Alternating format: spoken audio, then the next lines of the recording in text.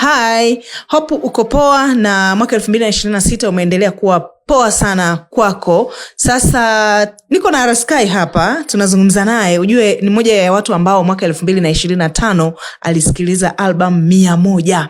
Umewahi kusikiliza album 100 au zaidi album 10? Tutajua mengi kutoka kwa Araskai kwa mwaka huu 2026, na kwa nini mwaka jana alisikiliza 100 na mwaka huu 2026 amepanga kusikiliza album ngapi. Mambo vipi? Ni poa kabisa. 2026 kwako iko vipi?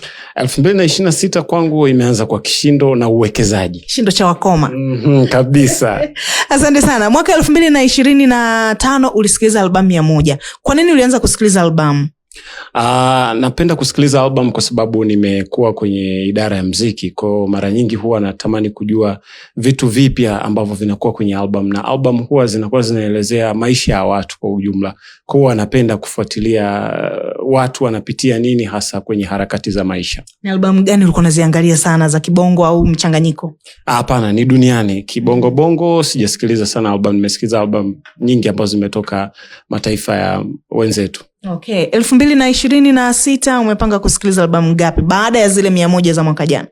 2026 kwa sababu malengo niliyoweka 2025 niliweka malengo ya kusikiliza album 50, lakini nikajikuta sasa nimekuwa na ile hamasa ya kusikiliza album nyingi, nikasikiliza album 100. Kwa nikawa nimevuka malengo. Nikasema kwa mwaka 2026 nimepanga kusikiliza album 200. Album 200. Tuko Januari.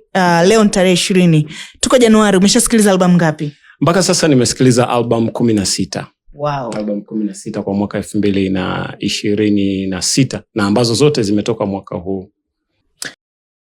Sawa, katika album 16 ambazo umezisikiliza kwa Januari hii kwa mwaka huu 2016, unaweza kutajia top 3 album ambazo unaona kwako ni bora sana?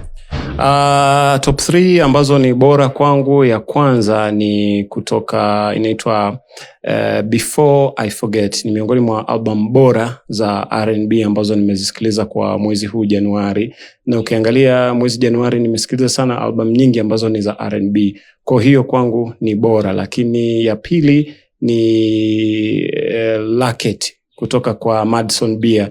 Ni miongoni mwa album na yenyewe pia ni album ya R&B kutoka Uingereza. Lakini ya tatu hawa ni kikundi cha muziki wanaitwa Rihanna kutoka Venezuela.